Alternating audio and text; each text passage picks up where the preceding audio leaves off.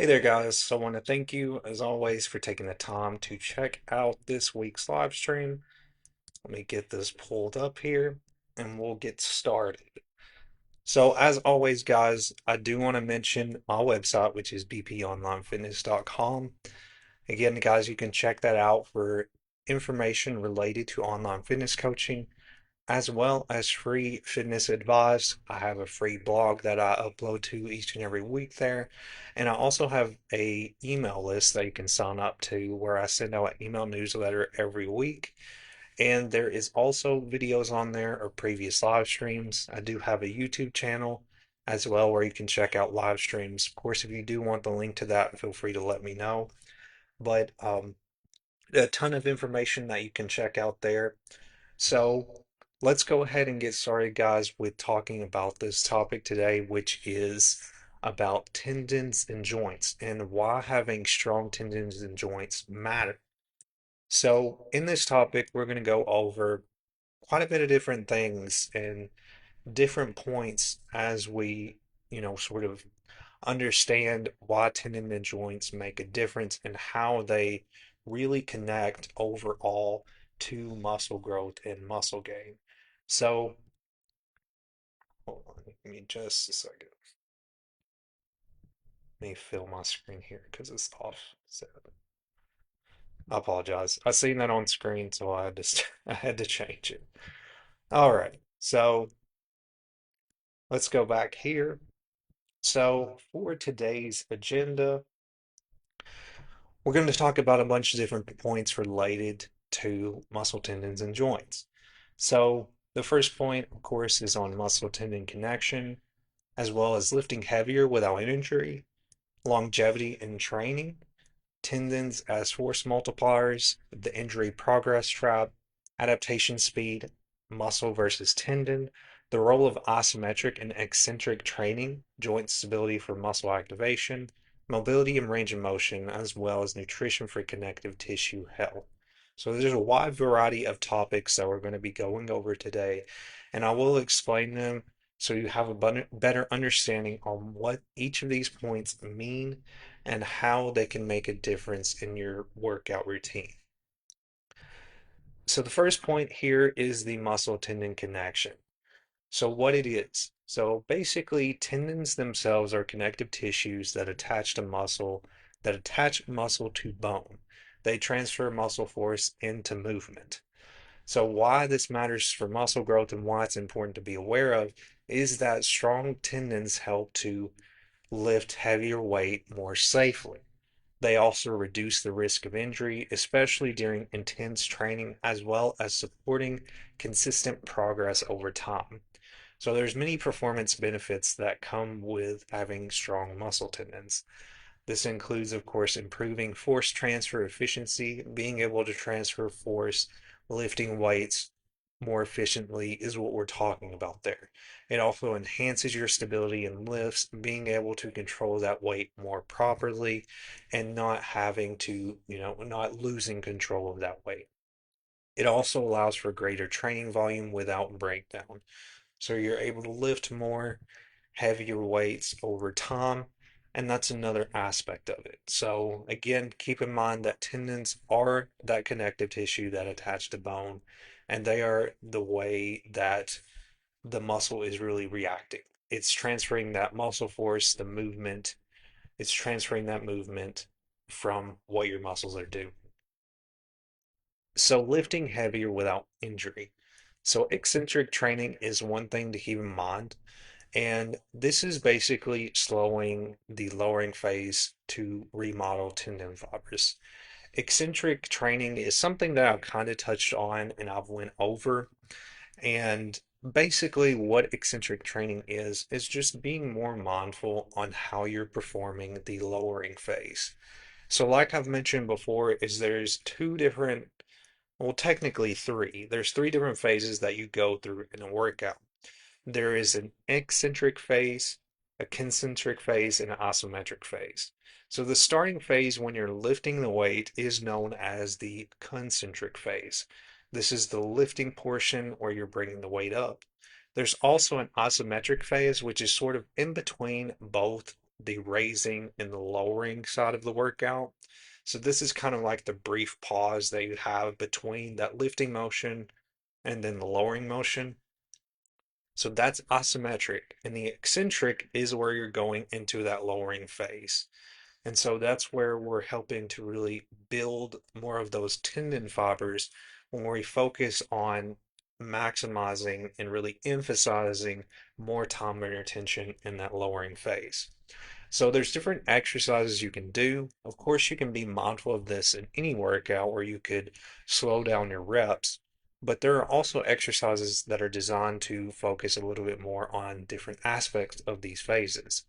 Isometric hold is an example. So the way you do this is basically, first I want to mention what this is. This builds resilience at key joint angles. Isometric holds, as I mentioned, what isometric is the in-between stage of both the lifting and lowering. There are workouts such as isometric bicep curls where you would have one weight being in a contracted position, basically staying you would have your arm in a contracted position, staying in that position and not going through any lifting or lowering phase. You would be holding that weight while curling a weight on the other side. And this is helping to really build that strength in those joints when you're focusing on the isometric hold. So there's other workouts that could be included with an isometric, doing an isometric hold type exercise. But just know that that's what that means is that you're basically pausing. You're not moving in an isometric hold, you're pausing. Whereas with some, of course, you would do work on the other arm, and a lot of times with isometric based workouts are more unilateral in nature, meaning they're going to focus on one side at a time. A lot of times because with those workouts, in order to keep ourselves stable, of course, we would have to have some kind of counterbalance. And so with those exercises, that's what they're doing is to help to build more resilience in those joints. I've done isometric hold exercises, and I think they're a great workout. They can be challenging because you're having to hold a particular weight for an extended period of time while also doing, curling on one arm. It can be very difficult, but they are very great workouts that can help with, of course, building that tendon strength. Another option, of course, here is that progressive overload gradually. So I've talked about progressive overload over and over again, but again, progressive overload does play a key role in building that strength as well. So this is letting connective tissues adapt at the same pace as muscles. So when you are implementing progressive overload, which is probably the simplest method that you could include in your workouts because it's all about a gradual progression. Like I've mentioned before, progressive overload is gradually increasing that weight in different phases, in different weeks, months. You're gradually increasing the weight that you're lifting. And that's the whole, focus is that progression. So this is again going to help let both the tissues, that tendon tissues, as well as the muscles sort of adapt together. Mobility and stability work. This is a great option. Again, a lot of times we include these in warm-ups as well as cool downs. These keep the joints moving freely and aligned under load. So this in itself too is going to help with that injury prevention because you are helping to strengthen those tendons to really help to prepare those tendons for the workout, especially when we're talking about a warm-up. So keep that in mind as well. So the next point here is longevity and training.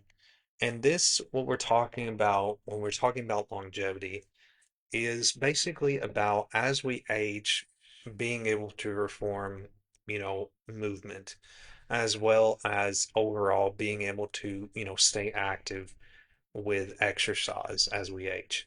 So just know, even if you're somebody who's younger and you're actively working out and exercising, this is not only, of course, benefiting you, as your physique and as your, just your overall appearance, but it's also benefiting you health-wise because you are doing something that is helping to strengthen.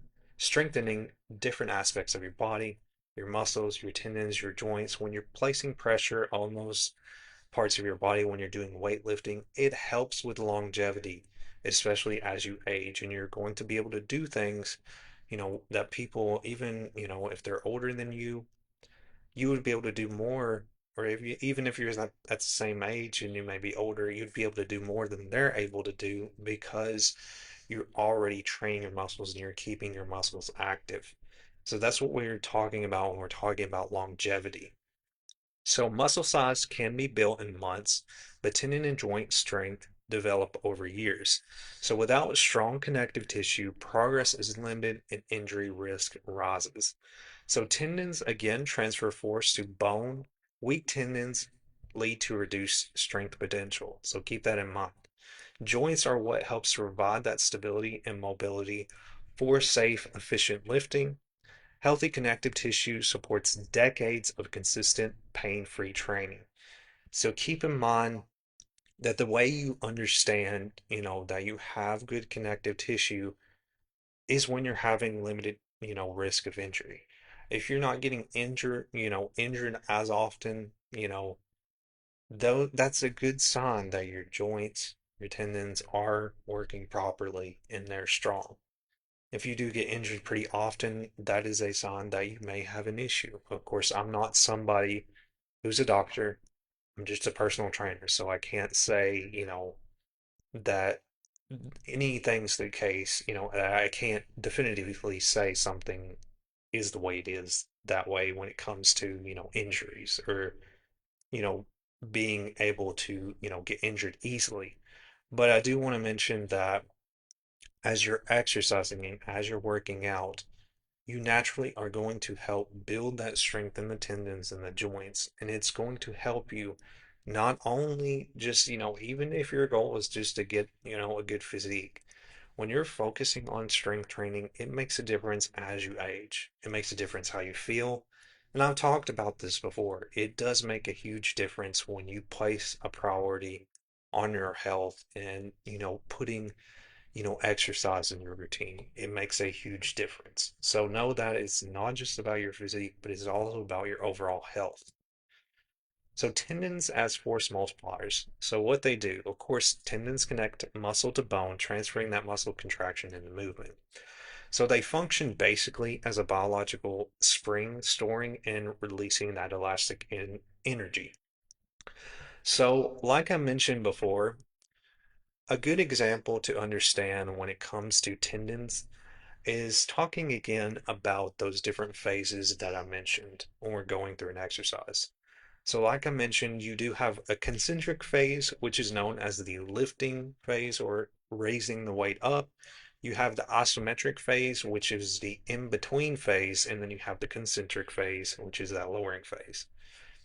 So, basically, what I would describe is sort of that sort of pause in between or that force in between that's sort of leading to, that stored energy. So the isometric is kind of like that stored energy that's preparing to, of course, lower the weight.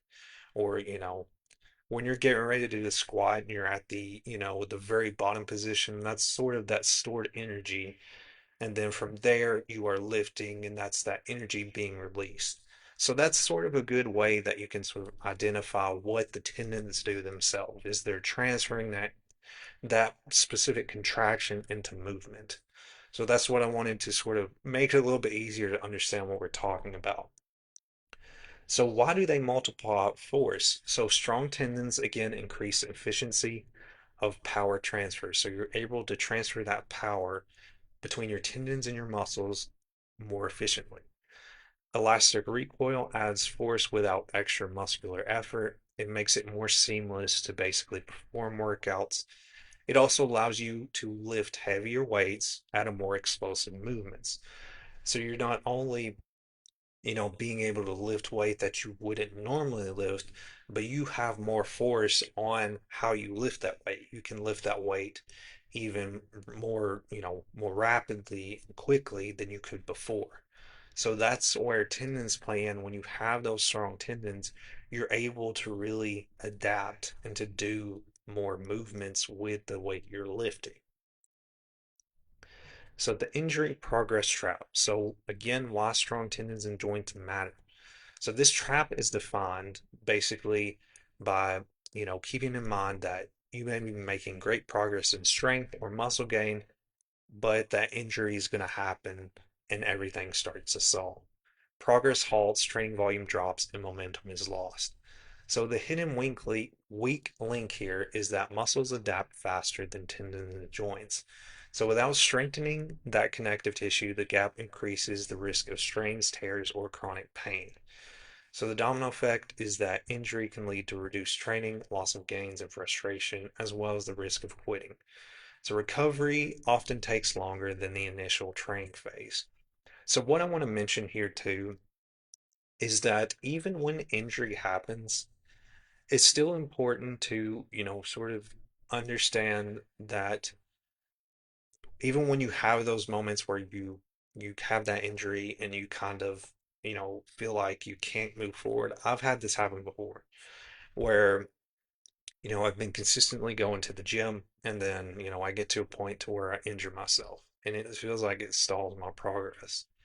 But what I do, and I do want to say here, before moving on forward with what I'm going to say, is that it's important to really understand how you feel, how your body feels before you decide to go back into training. That's one thing I do want to sort of mention.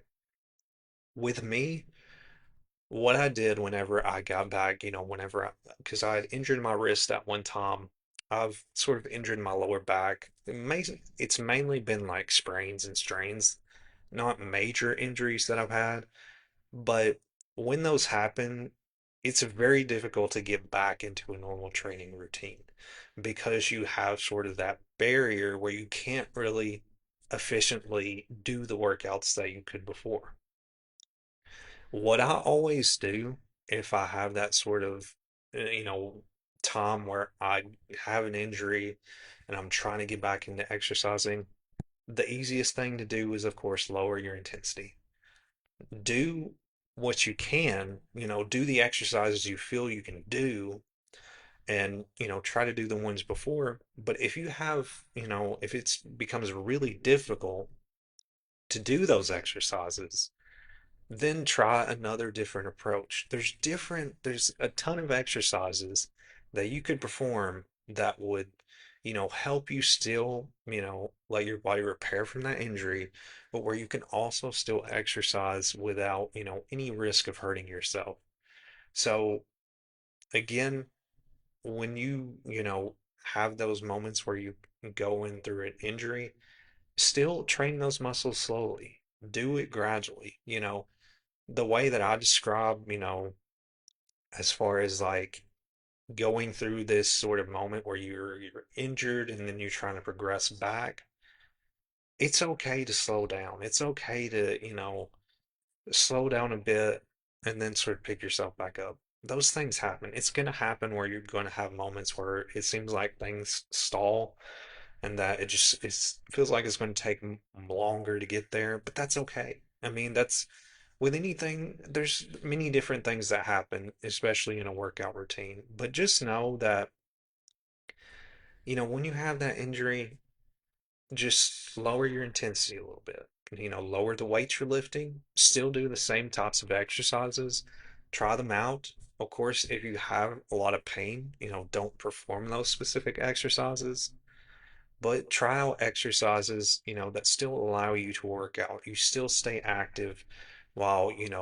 learning to work around that injury because it's so important to try to work through, that injury and still keep your body active in any way, shape, and form. Again, it doesn't have to be, you're not going to be doing really heavy, intensive, exercise. You're just reducing that intensity, lowering it back down to where you can easily do your exercises, and then you'll get back to where you were before. But don't feel like when your training just completely gets wiped out because you're injured, don't feel like you just have to give up. That's the thing is it's hard to get over that hurdle, and I think a lot of it is sort of the mental or sort of mindset and a mental aspect of it is that we we feel like we've made all this progress and that it's, there's no way I'm going to get back to where I was before. When in reality, you've already made it there. So all you have to do is just slow it down and pick yourself back up to where you were before. I've done it myself. It's hard when you do it, like, especially when like, for example, and I won't stay on this too much longer. But when I injured my wrist and I basically dropped the barbell on myself, or it was the Smith machine actually, but it twisted my wrist back and it was bad to where I had to actually like pick up my wrist with my other hand. And so the workouts that I did before, it was almost impossible, but I still worked out. I still worked that muscle. I lowered the intensity. I didn't lift like I lifted before. I had to because my body, I wasn't able to do that. So I had to, train my muscle back and really help, I had to let my body rest in a sense too. So you can get back from those times where you get injured. Just know that it's a progression. You have to, slow down and get back to where you were before. So, went too fast. So, adaptation speed and muscle versus tendon. So, muscle adaptation is fast response. So, the timeline with how your muscles adapt is between weeks to months. And so why this happens is that there's a high blood supply, which is leading to rapid nutrient delivery and recovery. So this is resulting in that strength and size gain that happens quickly. So your muscles are adapting really fast. Muscles do that quicker than, for example, tendons and ligaments.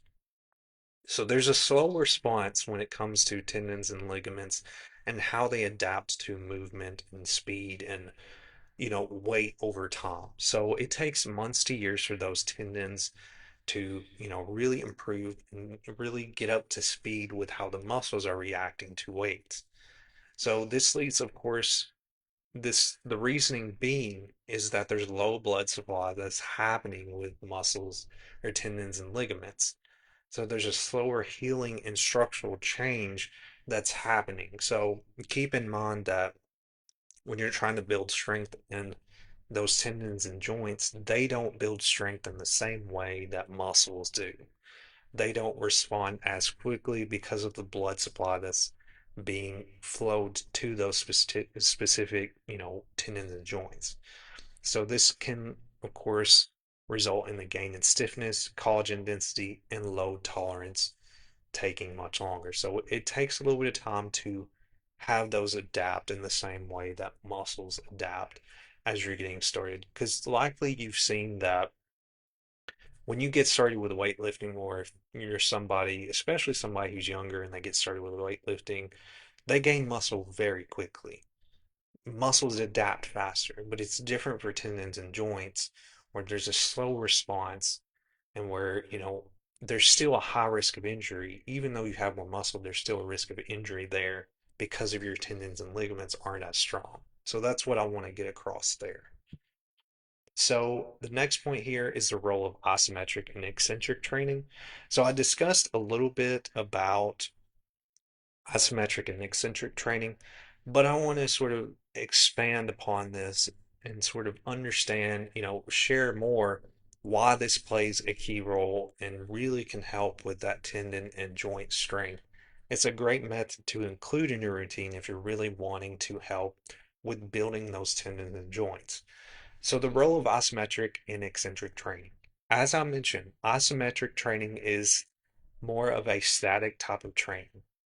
So this is holding a muscle under tension without changing its length. Like I mentioned with the isometric bicep curls, with one arm, you're keeping the tension on that arm, holding the weight and not changing the length. You're not going through any movement when you're doing an isometric based, hold. So this is boosting tendon stiffness and joint stability. You're building more strength in those joints and tendons when you include isometric based training. It also improves force output at specific joint angles, and it's also leading to low impact. It's a low impact option, I should say, for injury prevention and rehab. So if you're sort of, trying to get back into specific exercises, it's not as impactful, or it's not, like when we're doing high impact based workouts with a lot of lifting. This doesn't require a lot of that. So that's the reasoning why this can help with of course, building the injury prevention as well as rehabilitation. Eccentric training is a controlled lowering. So, like I mentioned before, there's three different phases, and the eccentric phase is the last phase that you go through when you're in a workout. And what this means is when you're focusing on eccentric training is that you're emphasizing more in that lowering phase of the exercise. So again, this is lengthening the muscle under load. Of course, when we're lifting, we're contracting that muscle, and when we're lowering, we're extending that muscle and we're lengthening that muscle. So this stimulates collagen production in tendons. It also builds greater strength through a full range of motion, as well as preparing muscles and connective tissues for higher loads. The more you focus on, doing that type of training, you're going to be able to hold heavier weights for a longer period of time than if you were to speed through, a rep. When you have more time under tension, you're holding that, that weight for that a longer duration, you're going to be able to hold it even longer as you continue to progress. So that's another thing to keep in mind. And that's one thing I do want to mention there too, is one of the points that I always try to get across when it comes to you know, as far as like lifting weights and not rushing through the reps, is that it's better to have full control on the weight than just trying to rush through it. You want to have control of the weight. You don't want to just drop it. You don't want to swing it. You want to make sure that you go through a full range of motion. You want to have full control of the weight. And like I mentioned with progressive overload, when you're progressing, once you know that you have full control of that weight and that you're going through full range of motion, at least, for a couple weeks or so, then that means that you can go up in that weight. That's the best way to understand on, okay, what is the best time for me to transition into a higher weight? That's your best time is when you're able to efficiently go through the range of motion fully.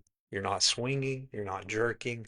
When you're able to go through that specific range of motion for a long period of time and to consistently do it in proper form, that's when you can increase that weight. So, again, guys, I really hope that you found this helpful and valuable.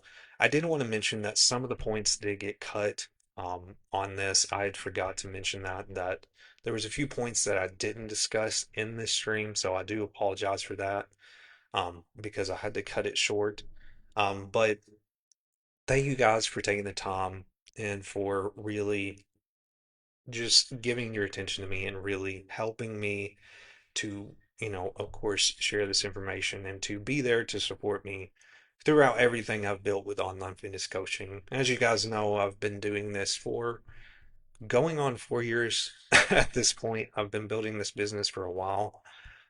It's been a challenge, it's been ups and downs, but I do really enjoy everything I do. It's been a journey. It's enjoyable to be able to see, enjoyable and rewarding to be able to see my clients and getting the results that they've wanted and that they've been looking for. And I really enjoy what I do. So again, guys, if you're interested in online coaching, feel free to check out my website, bponlinefitness.com. You can contact me at my email address here. One thing I do want to mention too is that my philosophy when it comes to my business and anybody I speak to is that I don't want them to feel pressured. I like to give out information as much as possible, but if you need more structure, I'm here to help you. So if you're interested in that, feel free to let me know. And again, like with any client that I work with, my focus is to make sure that you're taken care of. And so if you're interested in that, feel free to reach out and we can schedule a free call. And from there, you can decide if this is something that you're interested in. So that's free for you to access. Of course, you can check out other free content on my website as well, but definitely reach out if you're interested in online coaching. Thank you guys once again for taking the time to check this out. I really appreciate your time. Again, I hope that you found it helpful and valuable. I will have another live stream next Wednesday at 12 p.m. Central Standard Time, as I usually do. So definitely check that out. But with all that being said, guys, I'll see you next time. I do want to mention that event will be uploaded soon, so you'll be able to RSVP to that. But thank you guys once again. Reach out if you have any questions, and I'll see you guys in the next one.